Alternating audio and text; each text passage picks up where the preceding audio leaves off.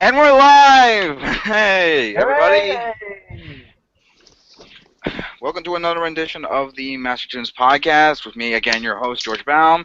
And before we get into who's joining us today, I'd just like to say one quick shout out. Happy 1 year anniversary to the Master Toons podcast! For those of you who aren't aware of this, Yay! we have been doing this for about a full year now, starting back in September. Late to September, I can't remember the exact date. That's when our first official edited podcast was released on YouTube, and well, here we are now. And as you can tell from a lot of our channel subscriptions and our view count, we haven't exactly gotten anywhere, but it's a start. But anyway, joining me tonight we have our Year of nothing. yeah.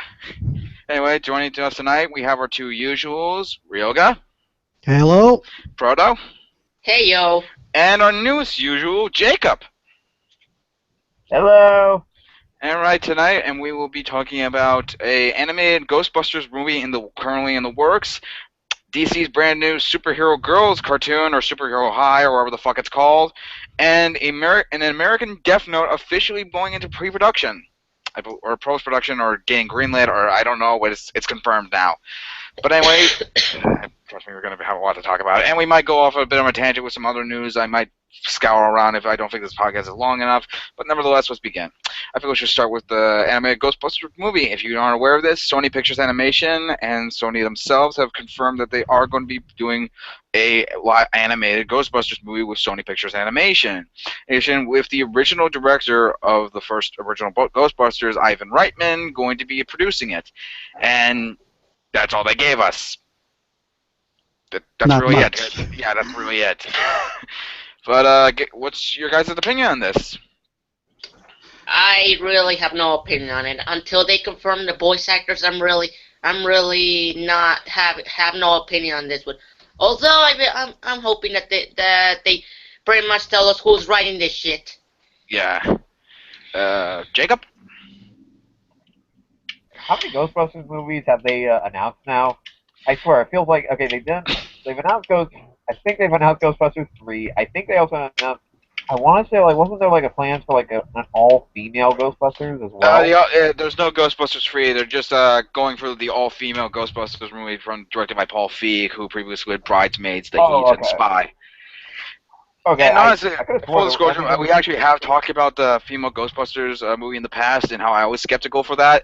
Now my skepticism has turned into pure excitement because I recently saw, about a couple months ago, I saw his Paul Feig's latest movie, Spy, and my hope just skyrocketed. Seriously, that movie is fucking hilarious. If you have a chance to check it out, I highly recommend it.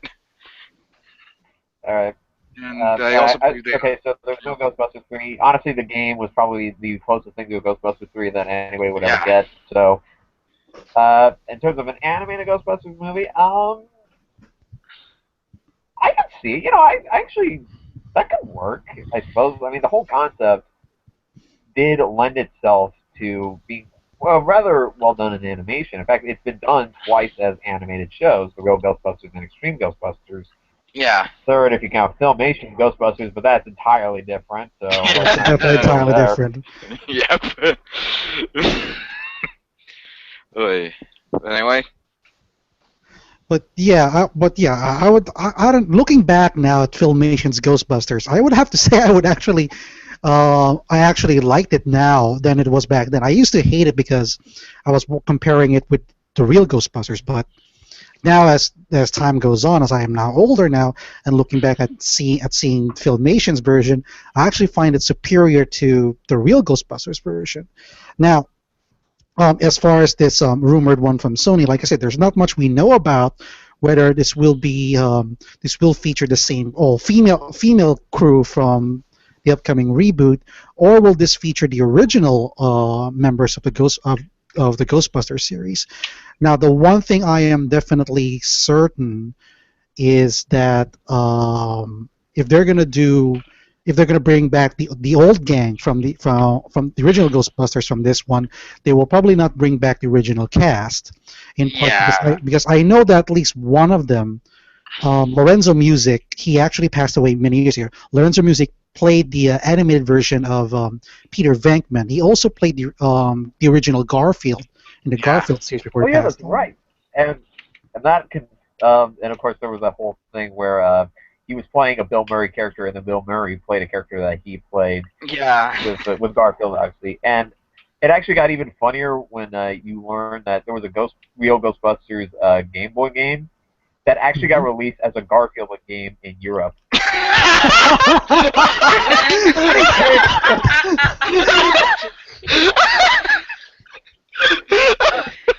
Oh, the irony! Oh, the fucking irony! It came full Ay, circle. ay, ay. Oh, you crazy, crazy German. Anyway, wow. But, yeah. And if it were, like, back to what we were saying, Arioga. Yeah, like I said, it's definitely not gonna bring back the original cast, the original voice cast, if they're gonna if the animated movie will bring in the original Ghostbusters. So Yeah, especially when you take into account both incarnations, both the animated version and the live action version. I love the original Ghostbusters as much as everyone else does. Both of them have kind of sort of lost a good amount of the members that worked on them. The real yes, Ghostbusters with Lorenzo Music, and most recently the actual live action Ghostbusters with the passing of Harold Ramis a couple of years ago. Ugh, still haven't gotten over Of that. course, you also have to take to another account. That Lorenzo Music better didn't play. to Ghostbusters. Bill Murray doesn't give a shit, and Dan Aykroyd went completely insane. That's not a joke, by the Well, way. yeah, I'm not making that up. He legitimately went insane. Like, oh man, that guy's insane. No, he's legitimately crazy. yeah. oh So dear. I don't know. Well, I mean, The guy said yes to I was Yogi referring Bear, for again God's to the sake. I was referring again to the anime cast. Yeah. Lorenzo Music didn't actually play. Oh god, what was it? Peter Venkman? That's Yeah, right. he was Venkman. Yeah. Yeah. Well, here was the thing. He didn't actually play Venkman throughout the whole series. He ended up getting replaced by. Really? Yeah. Bill Murray heard his voice, and he said that it didn't really sound like him.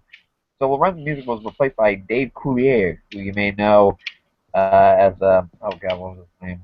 From Out of From Full Control, House. Nickelodeon, and Never heard Full of it. House. Full House. No. You never seen Full House? You've never seen Out of Control from Nickelodeon, where he's the host? Nope. Oh my God, Oh Nope. wow. I'm surprised. He's a he's a has-been You actor expect now. me Character that did a lot of like within the context of Full House, he was a character that basically did a bunch of cartoon noises and voices. Oh, that guy. Oh God, really? Yeah, not kidding. And his interpretation of Peter Venkman, I have listened to it. Well, it kind of sounds like Bill Murray, a parody of Bill Murray, but kind of. Oh, great. Thanks for that heads up. I'll make sure to avoid that. Anyway, You're welcome. but as for my thoughts personally on this, I'm interested. Like I'm personally a big fan of Sony Pictures Animation. I've liked a good amount of their work. Couple exceptions, but overall, I feel like their track record is pretty solid, and I feel like they could do well with like this animated property, and I feel like it lends itself well to be put in the form of animation. It just depends to me who they get, because I know like they're not gonna get the sick people behind the recent the newer Ghostbusters movie, because Paul Feig isn't exactly a very family-friendly guy, if you know what I'm saying. Though for some ungodly reason, he's one of the producers of the Peanuts movie. Wrap your mind around that. I'm not making it up. Look it up. It was his idea to actually pitch the thing. It was the one who got off the ground, which is odd. That reminds me of the of Doug Walker's picture of like him trying out the Peanuts characterization Yeah. thing, and he gets like an actual peanut, and he goes, "I think I did it wrong." Yep. But yeah, I'm hopeful. I'm optimistic for this. I feel like it could work. And besides, we're not going to most likely hear more about this until a very long time, because with Ghostbusters the reboot coming out next year, I believe I want to say April, May, June-ish. I can't remember the exact date. I'm not sure. Who the We got fuck is somebody this? John? The hell? Do we have a John in our group? Nope. The fuck? Oh, come the fuck on! Are you kidding me? Are you kidding me?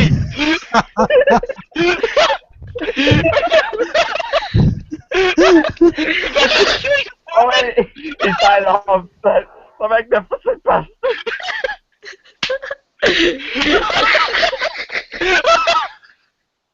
Oh boy, we just got rolled in fucking in live television. God damn it. Bravo!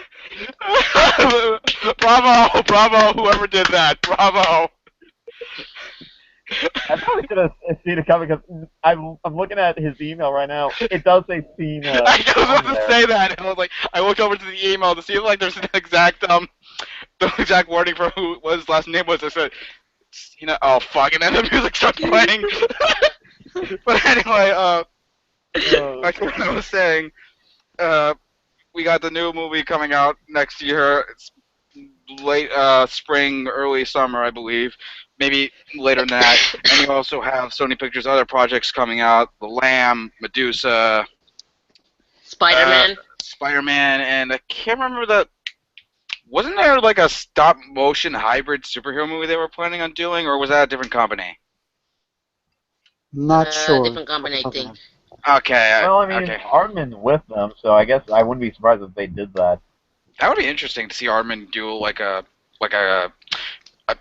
bit off topic, but I recently rewatched Army of Darkness, and I was admiring a lot of the stop motion animation in that, and I wonder like what would happen if we saw like a modern retelling of that kind of style of over like CGI and stuff like that, and see Aardman do it, because they actually have done it in the past with one of their works being on Pee Wee's not Big Adventure, Pee Wee's Playhouse, I believe. Yep. Oh, really? I didn't even know that.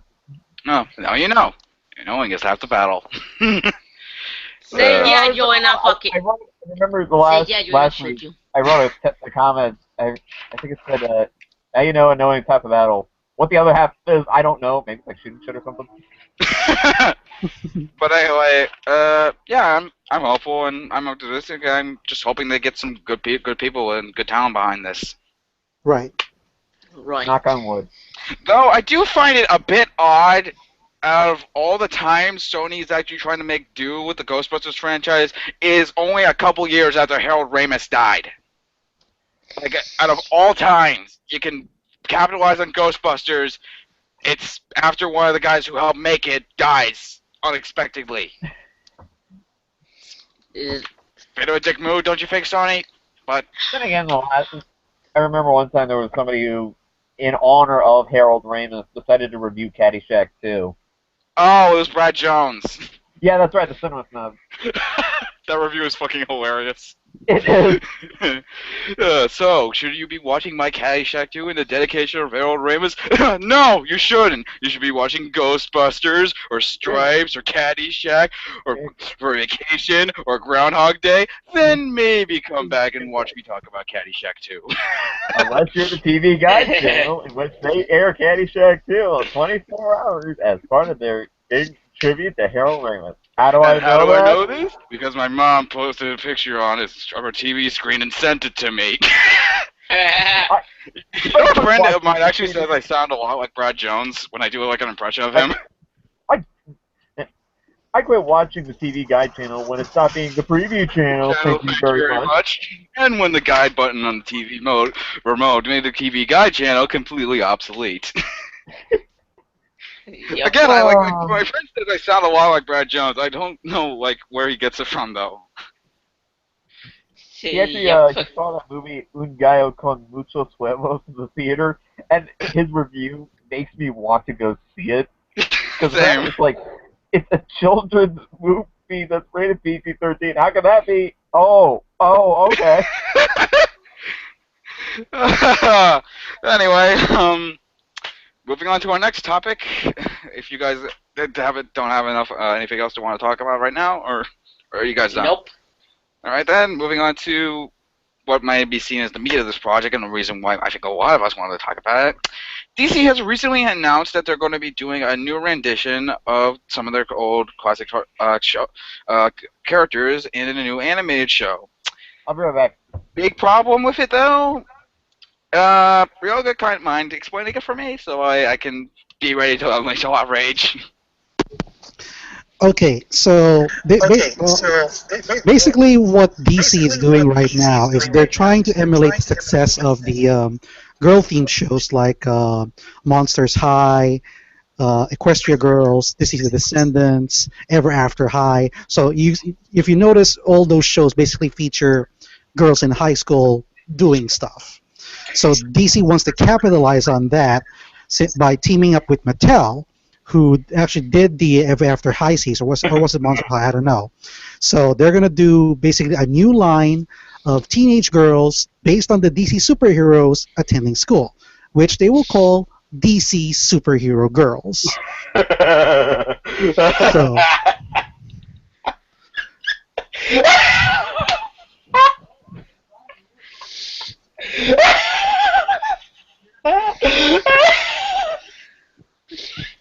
That is quite possibly the stupidest fucking thing I've heard in a long fucking time.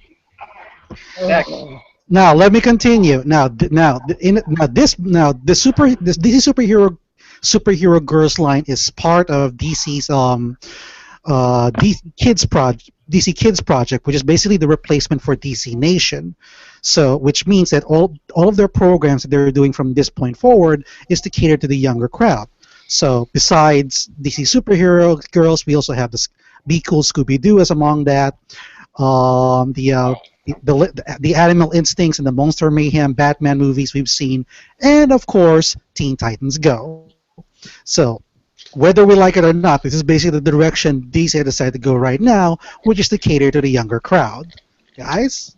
And now Here's you the know thing. why I prefer Marvel. You see this? You see this? You see this? This is what I want to do right now. Oh, no, thanks, Dad. Nah, you should What is say it? Iabo Subolie Domu A's Requiem. And then you hit yourself with a book that It's hard. not happening yet. Oh, No, wait, problem's not hard enough. Now I got and I it. know why I prefer Marvel, because the thing is with Marvel, they have this nice little blend of like stuff that's like kid friendly and adult friendly. It's kind of like, with most, if not all, their projects. Like some of them are a little bit. Well, Jacob, that's one thing I also wanted to talk about around Not enough. next week, but I won't be available, so I'm going to say it right now because you probably noticed that starting this week, Cartoon Network is pretty much flooding about more than 60% of their programming with nothing but Teen Yeah. Titans Go. I And know. This, this should do. yes. But yeah, but when you should consider this. About probably several months from now, Suicide Squad's coming out, and later on Batman vs Superman: Dawn of Justice. So essentially, when you think about it, what DC is trying to do now is pretty much try to flood the comics, TV with everything DC related as much as they can, just so they could hype up for these two movies. Um, Gotta remember that as far as the comic sales are concerned, DC is pretty much second place with Marvel, but the gap is so wide. If I mean, there have been reports from comic books retailers that not many people are buying DC Comics nowadays with their DCU line, which is basically a more diverse line of DC Comics. So you're going to have a feminist Batgirl, a Black Robin, and all that stuff coming in. But so far, I'm getting it's really not. sick of, to be honest, with like all this like diversity in terms of like these characters. Like, full story. This is coming from the guy who's perfectly fine with Michael B. Jordan being cast as the Human Torch and Fan Four Stick. So my opinion means jack shit when it comes to comics. But I'm getting really sick and tired of like them just changing these characters to tropes that they've already kind of represented in the past, but they didn't need necessarily like, hey, here's a feminist Batgirl, or hey, here's a Black Robin. You don't have to draw attention to that as much as you do. Just have the character, Write the character the way you want to write it, and then figure out whether that fits with the character you want to assign it to. If not, make it its own character. If you do think it works, fine. Then write a good story around it. Don't Well, highlight that's the thing is that highlighting. in terms of diversity, DC is actually leading the pack against Marvel. Marvel just recently been catching up by having these changes to the characters, like Jane Foster being the new Thor, Amadeus Cho, who is Asian, becomes the new Hulk, and so on and so forth. But so far, DC is still leading the pack on that one.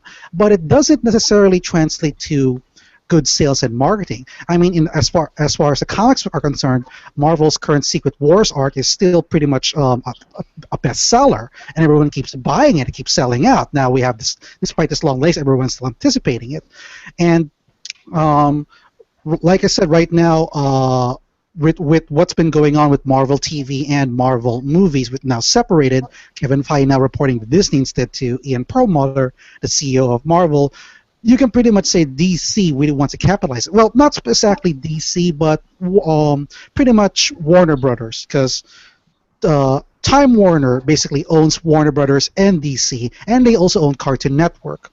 So they, they definitely want to show that they can go toe to toe with Disney and Marvel. So what we're seeing right now, we're seeing like what Gotham in TV, Arrow, Shit. Flash, Vixen, Oh yeah, the Arrowverse, right? Leg- Something like that.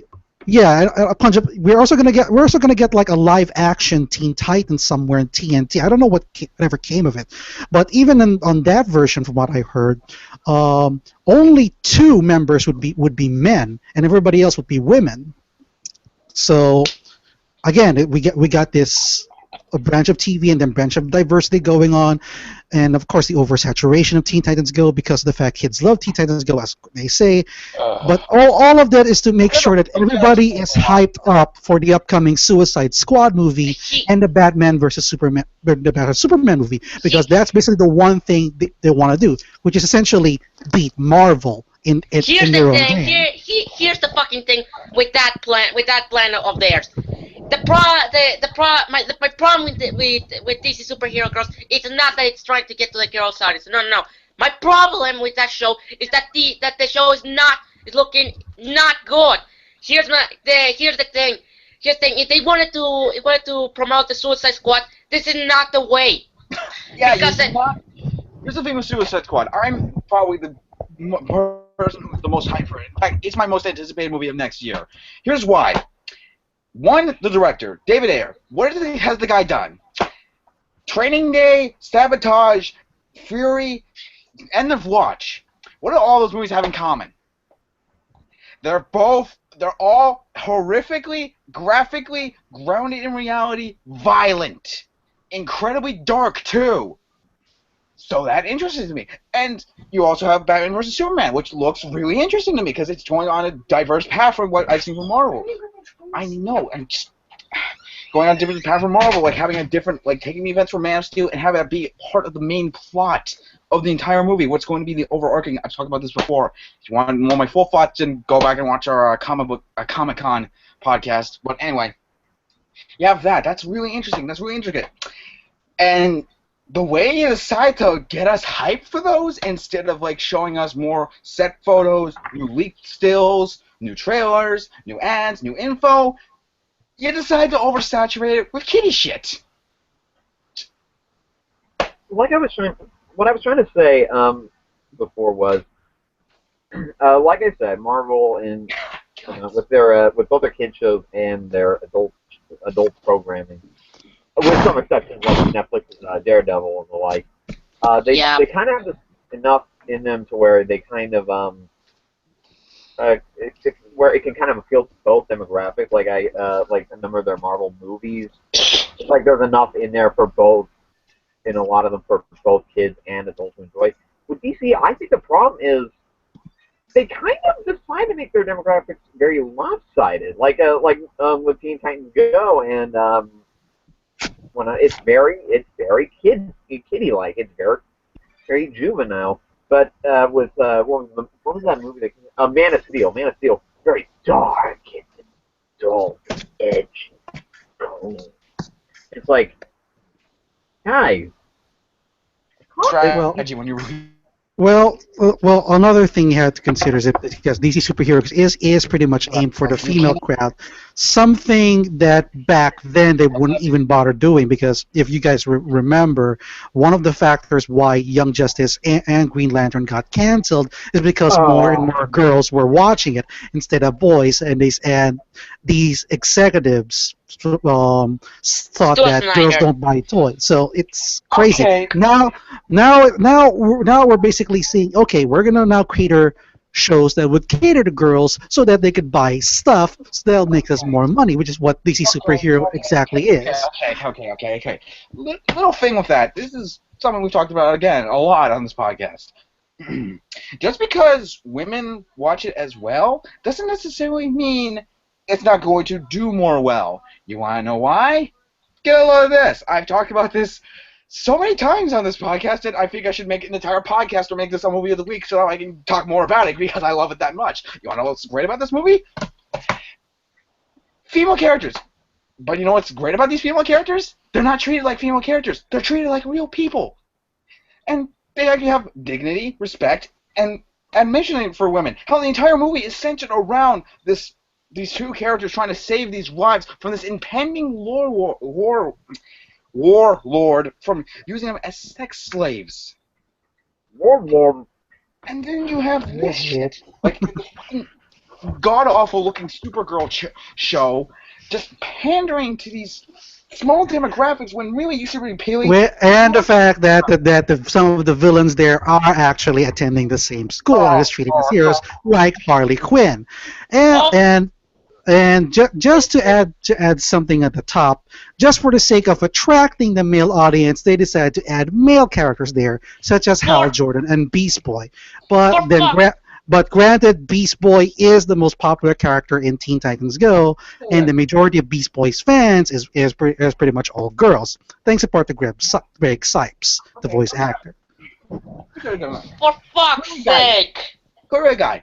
If you go to my public Facebook, look at them out of my profile pictures. They're women. You want to know something else? I got this when I was like a little kid. I wanted this when I was younger. I So can't see it, really, actually. gender doesn't mean fucking shit. It all depends on whether or not the product is good and appeals to the person. Not the gender, the person. Why is it? This top I'm currently wearing, this is a woman's shirt. I'm not making this up. It doesn't matter. I like it. I like wearing it. It's comfy. And it doesn't matter if it's made for girls. I like it. So what? Stop fucking pandering these two separate genders and decide on making a good product that appeals to everyone. Dense motherfuckers. Yup. Like I said, this is just the start of what. Well, there's gonna be more from the DC Kids line. So who knows what else are they gonna shower at? Like I said, we're gonna have to accept the fact that DC Nation is dead. Never mind the fact that they're working on a Justice League series, which we don't know nothing, which we know very little about, and whether it's gonna come Cartoon Network or Boomerang. But the fact that we get all of this kid stuff coming in, superhero girls, Be Cool Scooby Doo, and all that stuff. I thought we were over this fucking Dark Age bullshit. I thought No, by the MOPG4 this executive would understand we're fucking through with that shit. But nope, here comes this fucking piece of shit and show us that they show us 20 years of this girl pandering bullshit that has made and will ever be made. Remember the Fucking days when idiots. DC cartoons actually treated the audience with dignity and didn't regard different genders? Batman the Animated Series, Superman the Animated Series, Justice League, Static Shock, or hell, same with Marvel. Marvel, Spectacular Spider-Man, Earth's Mightiest Heroes, and now we're in an day and age where they're just replaced with some of the worst pandering shit I have ever seen in my goddamn life. And we're not gonna well, get to be fair, Catwoman and DC Superhero does look cute. and we're not gonna get any better because we're keep fucking supporting it because again, kids are fucking stupid. And you know why kids are stupid? Because we kept shoving stupid shit in their face. And we're never gonna get out of this drought period if we don't give it up. Again, going back to this barely clocked in at 400 million at the box office. just... And because of that, we're going to have more shit. Hell, just confirmed yesterday, we're going to get 4 more fucking Bayformers movies. Oh, please don't remind me of that. Please, please, please, God. please. Why is it we're never going to move into this dark age if we don't start supporting the stuff that actually respects their audience. Again, going back to my favorite movie of 2014. One of the best horror movies, if not my favorite horror movie of the last decade. Maybe even my favorite horror movie of all time. You want to know why? It actually has craftsmanship. It takes its time. Slow build-up. Good character development. Good story development. Slow-born horror. Effective. Not in your face. Barely made any money. It made some. It made its budget back, but that was due to the fact that it was a limited release. Or, again, you go back to my favorite anime movie of last year. I love this movie. It barely made enough money to. It's the Leica's highest grossing movie, I believe, but that's not really saying much since it barely clocked in 100 million domestically. And we're never gonna move out of this drop period if we don't start supporting the good shit. We're gonna constantly get more and more garbage shoved in our face, and we're gonna be basically okay. Have any of you guys seen this movie? Idiocracy? Yeah. No, I haven't, Idiocracy. actually. I think I've heard of it. This movie's about how the entirety of the world is getting dumber. And you know what? At first, when it was released in 2017, it was really funny. Nowadays, it's really fucking depressing because it actually looks like we're actually becoming this movie. Look up any clips of it, and you'll see what I fucking mean. God, I just can't. Damn it. I really can't. It's not because I'm nostalgia blinded or anything, or because I liked a lot of the DC Nation stuff. I've barely seen the DC Nation stuff. I haven't seen Young Justice. I haven't seen Green Lantern the animated series. I've barely seen Teen Titans Go or any of this stuff. This is me just speaking out as really concerned for where entertainment for our youth is going. There's a reason why I love this movie so much, because it would treat the audience like a fucking adult. Not like just pandering to an audience, like, oh, look, shiny keys. It sat them down and told them a good story, good characters, and good animation, and was actually mature enough to actually tackle these subjects. And sure, I like my fair share of just mindless entertainment, but that doesn't necessarily mean that's all I want. Just, again, stop with this shit. I'm sick of this. You're an episode of Power Rangers on TV, I'll watch it. It's not going to be my favorite show out there, but I'll watch it. But again, you know, I agree. Entertainment, it's reminding me a lot of the late 2000s, where it was almost everything was continuously pandering to the nth degree. It was really bad. What kind of shows were on at that point? Like there was. It was like that was when Cartoon Network was doing reality shows, because at that point reality shows were the thing. Yeah. And they were wanting to hit the cue with the kids. Obviously, it backfired, and Cartoon Network realized, oh shit, we should probably just go back to what we normally do. And then, but Nickelodeon's still stuck in that hit and cue thing. Then again, they've always been that way, even during the good periods. Yep. Sadly, I agree.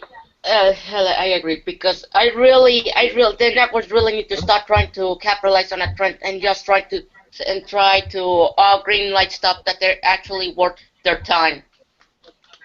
But like Ryoga said in one of their posts, these motherfuckers don't care about a good product. They only care if the product gets their money back, which is sad, but unfortunately I can see the point. However, I don't agree with it. You know what I want to see more than anything?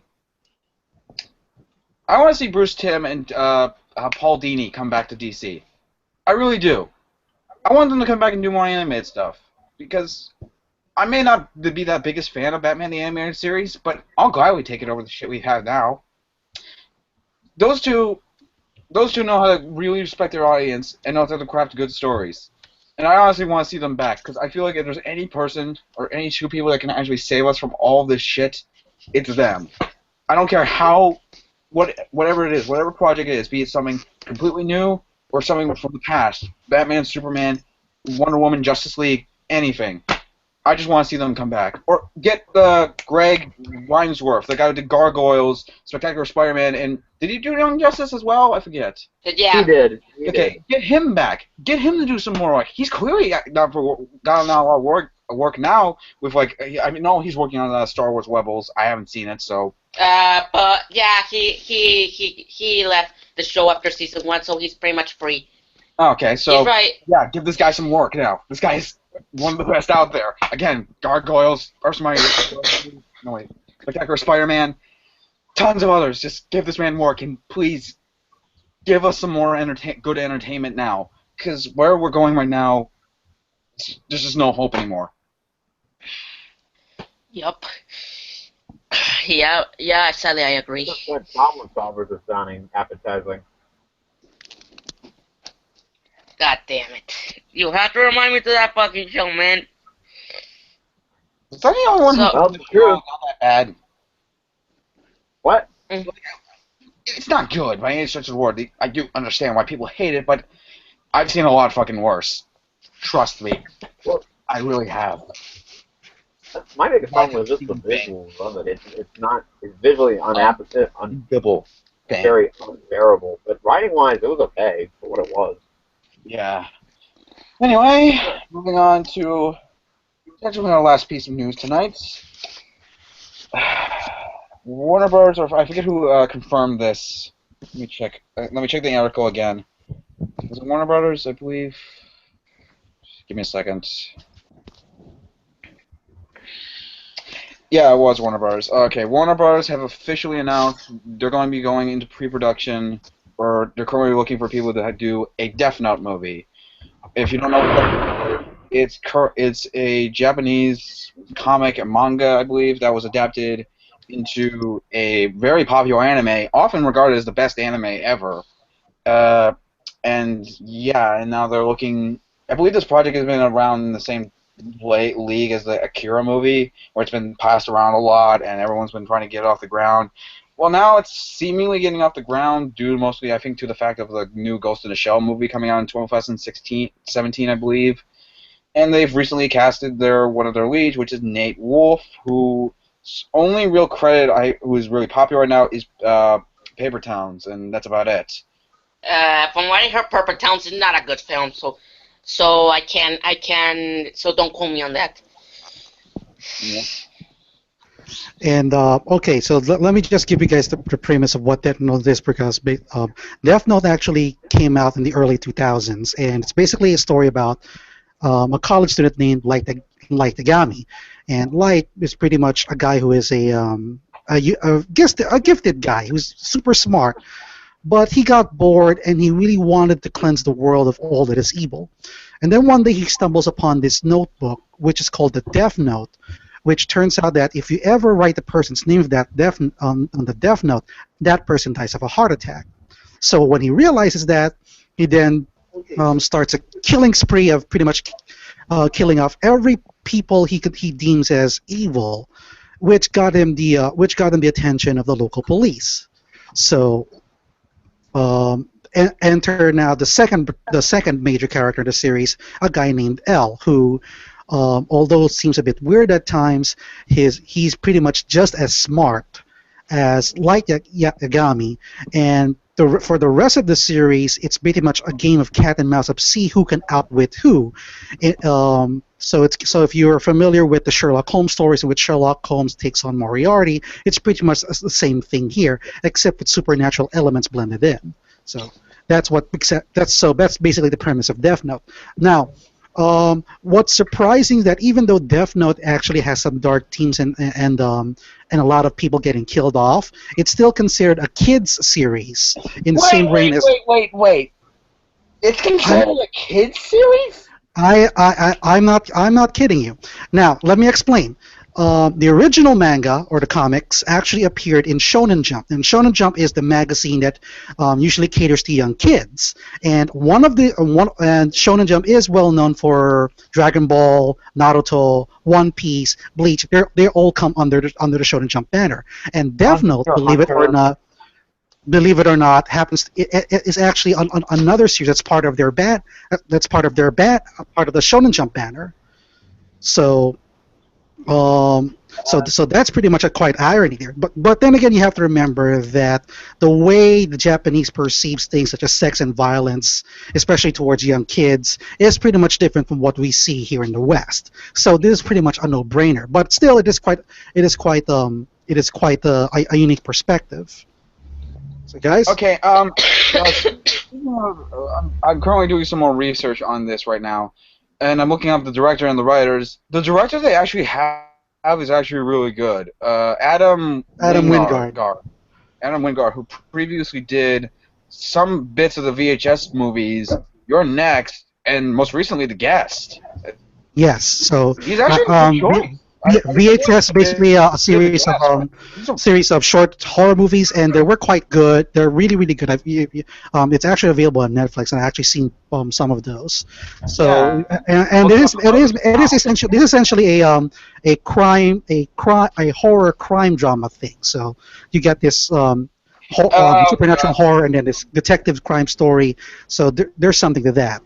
Okay, and now we're officially doomed. I'm looking up the writers. Their only real credit is 2011's Immortals. Hmm.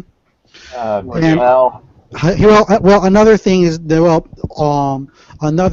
is that Masioka, who you probably know as the guy who played Hiro Nakamura in Heroes, is assigned as one of the producers of this film. Masioka is pretty much most better known doing things behind the camera rather than on camera. So it's interesting how to do it. But then again, one of the writers for this film is Jeremy Slater. Now, if you don't know who Jeremy Slater is, he's the one who actually drafted the story for the Fantastic Four movie that just came out. Oh boy. oh, Well, we're to in be good fair, hands. there's a difference between doing the draft and actually having real good production on the movie. Because if you know the production history on the movie like I do, that means fucking nothing. Because Jesus Christ, if for those of you who don't know anything about the production history, I highly recommend reading into it because it's actually some of the most deeply depressing and actually really, really heartbreaking stuff I have ever read in my life. But it's still really, really interesting to see what happened during this production. It really gives you an insight on what happened with the final product. Yeah, yeah, and also the script, no matter, it doesn't matter if he wrote the first draft, he really had good interesting ideas. There's some hope that he can nail the Death Note down to its very core. But the problem is the writer of Immortal, so that's a pretty much a no-brainer. Yeah, but then again, with what happened with Fantastic Four is, give me a second, I gotta let my cat out. Yeah, wow, wow, wow, wow. Fantastic Four is that it went through a shitload of rewrites with Simon Kinberg, Zaf Yvonne, tons of other people just signing on board, rewriting the thing until like going on with the production was just a complete disaster. Again, I highly recommend reading into it. It's really really interesting. So they have all this set. So now he's just set on to just write the simple first draft, and then he pitches it to them. They do their own little work, and if there's no massive repercussions from it, there's a slight possibility this could be decent. Not great, but it could be decent. Or it could end up in the same vein as Dragon Ball Evolution or the recent Attack on Titan movie. Take your I pick. mean perhaps the one thing that Hollywood hasn't learned yet is that when they're trying to adapt Japanese works into American,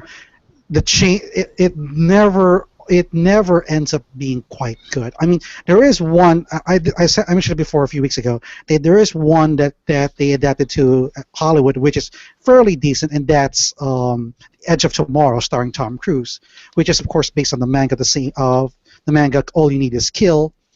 And even though it's basically a change of the characters in terms of their nationality, it still ended up as pretty much good as the original manga. So that's pretty much a small victory. Didn't win that much money, but at least it's done pretty well. But yeah, Dragon Ball, that pretty much sucks. Attack on Titan, that pretty much sucks.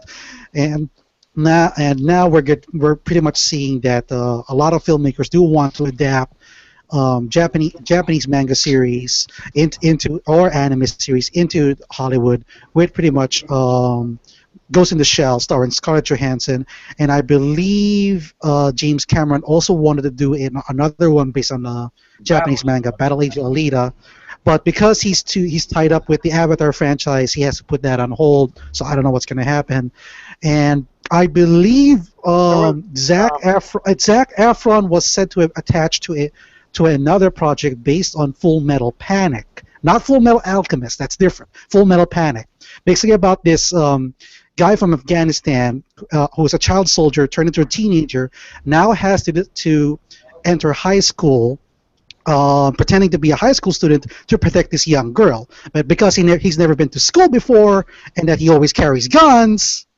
well, it's basically an action comedy series with giant robots in it. But yeah, Zac Efron, to be honest, with him in that role, that could have actually really worked well, because when given the right material and the right director, he can actually be really, really talented. I think the best example would probably be in Neighbors, the Seth Rogen comedy from last year.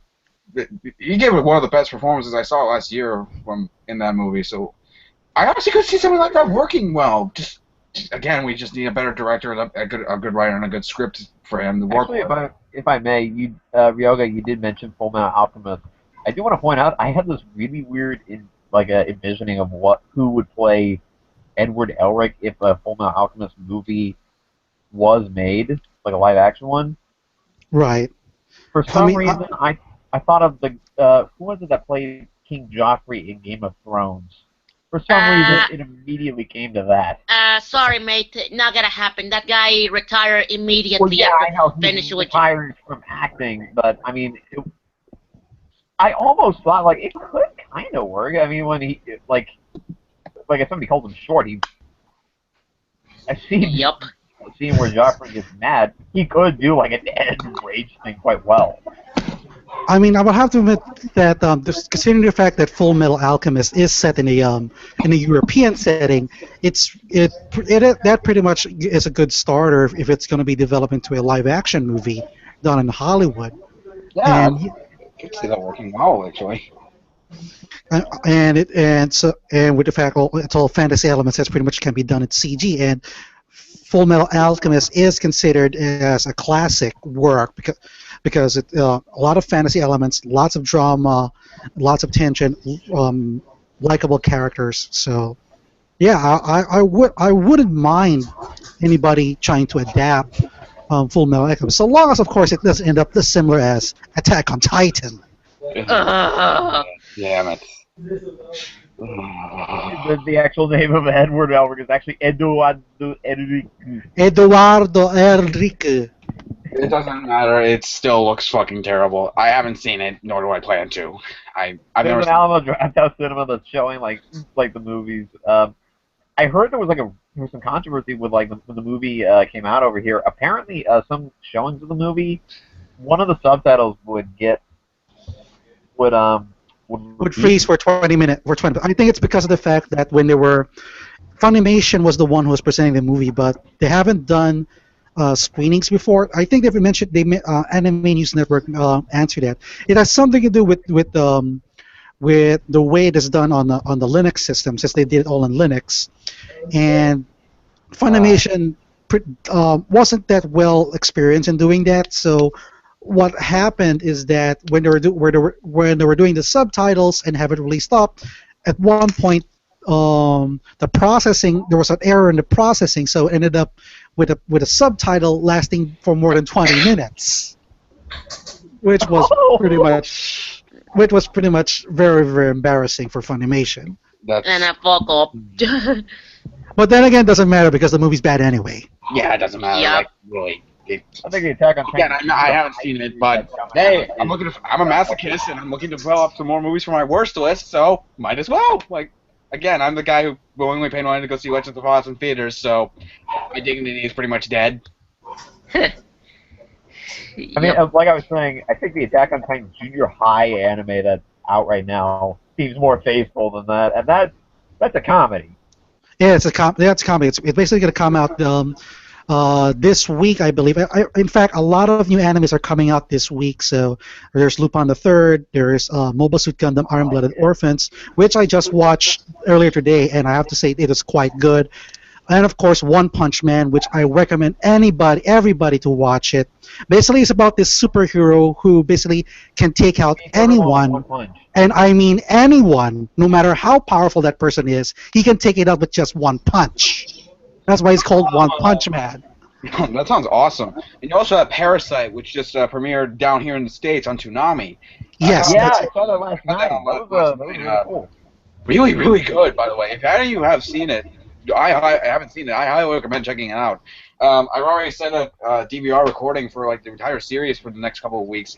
It's really good. Yes, it is really, really good. I did watch the original Japanese, so if you haven't seen Parasite, please check it out. I highly recommend it. And it happened to be, if you're a kid and these are not for you, Disney is pretty much launching the English version of Yokai Watch, which is pretty much what many deem as the Pokemon killer.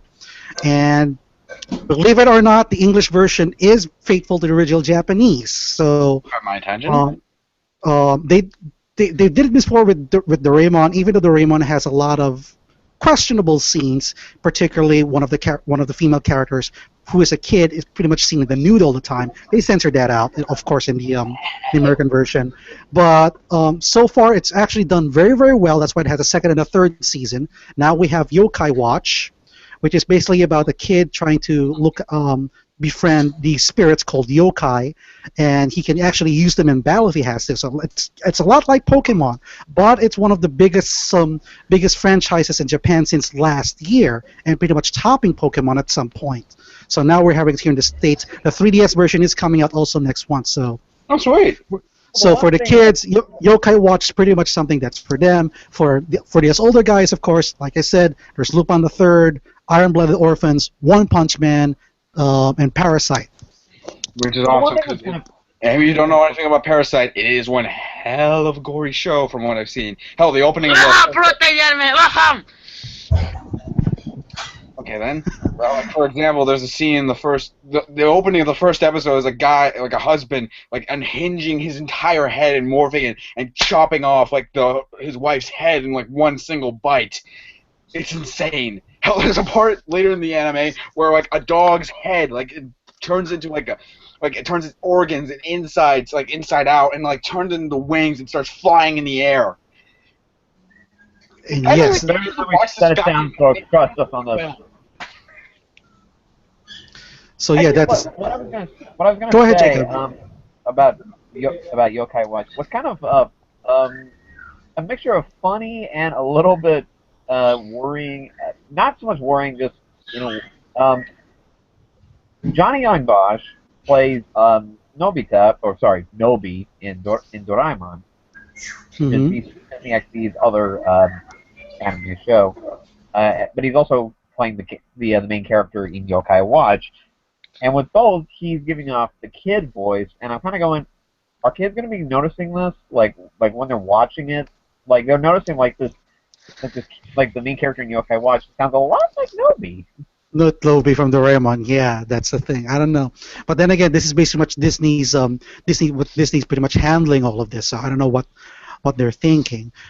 So if the kids would notice, there's that the main character of Yokai Watch is pretty much played by the same person who played Nobi in Doraemon. But I did see some episodes of Yokai Watch, and I have to admit it is quite different from Pokemon, in which, unlike Pokemon, where where the formula is just Ash doing something, finding a new Pokemon, saving it or capturing it for every 30 minutes for the last 10 or 20 years or something like that.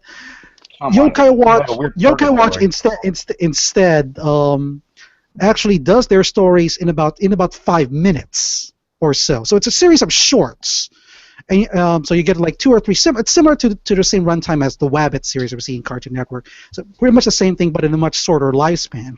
And the emphasis is more on kid humor. So unlike Pokemon, where it tries to do a story arc, every episode is pretty much a standalone. So That's nice. You don't have to watch all the way from the first episode to see what's going on. Only just one episode, see how it goes, and then move on. So that's what I really liked about it. It's still in a way a Pokemon clone, but they are doing something different and make it more unique, so it's more appealing. Yeah. Wow, it's Yep. amazing that we went from Death Note to Pokemon ripoffs this quickly. But yeah, like it's because of the fact that it's the fall anime season. The fall anime season is starting, so a lot of new anime is pretty much coming in, and like we said, Junior High, Attack on Titan Junior High, comic version Attack on Titan, Iron Blooded Orphans, One Punch Man. And speaking of Death Note, of course, the creators of Death Note is also announce a brand new series about humans' relationship with angels called Platinum End. So that's another interesting thing that's going on as far as Death Note's Sounds concerned. excellent. That sounds amazing. So Yep. yeah, so Is it gonna be for good or for good or ill, Death Note is pretty much something that's definitely something we're gonna have to keep an eye on. So I do hope personally that whoever's doing the American adaptation is faithful to the original Japanese. Try not to make it too different like we did with Fantastic Four and Attack on Titan. Even though it's a change of characters and change of setting, so long as the spirit is there, in which it's still this guy who tries to kill people by writing names on a notebook, and then we have the police officer who tries to hunt him down, and it becomes a battle of wits. I mean, that's one of the battle between light and L is actually what makes Death Note so good, because because it keeps the audience wondering exactly how will L figure this out, how will light figure this out, even with the supernatural elements go in. And if they can do that within a 2-hour time frame, there is a Japanese live action version of Death Note, and there's also a stage play of Death Note, believe it or not.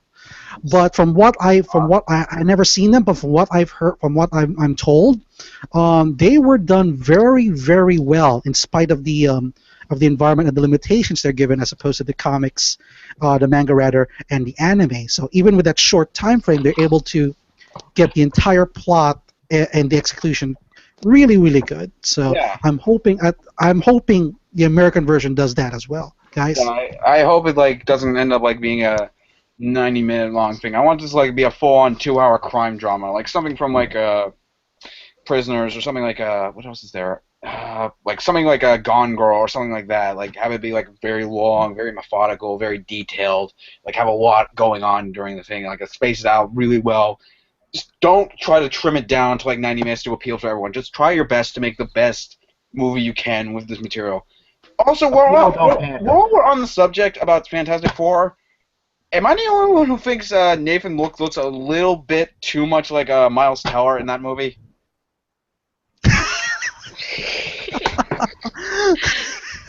I'm not joking. Look up a picture of the guy. He looks almost exactly like Miles Teller. There is no way he looks like Miles Teller. You could easily see on the structure of his face. How could he look like Miles Teller?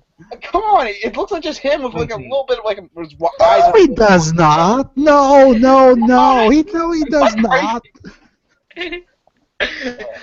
Anyway, yeah. Well, I think that wraps it up for tonight. I think we don't have anything else to talk about, really. Though I am interested in that new anime from the creators of Death Note. What's it actually called?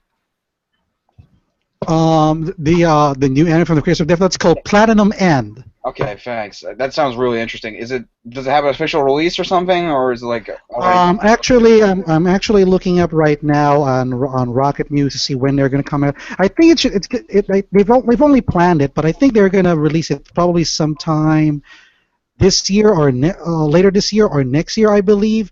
There's still no